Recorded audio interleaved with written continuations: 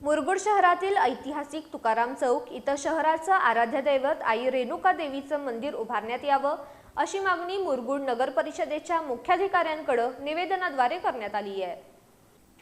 निवेदनात म्हटलं आहे की आई रेणुका देवी सर्व जाती धर्मीय नागरिकांचं श्रद्धास्थान असून मुरगुड शहरातील अनेक नागरिकांची देवीवर नितांत श्रद्धा आहे।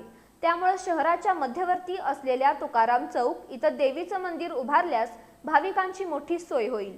हे निवेदन मुरगुडच्या नगराध्यक्षा सुहासिनी देवी पाटील आणि उपनगराध्यक्ष रेखाताई मांगले यांनी स्वीकारलं।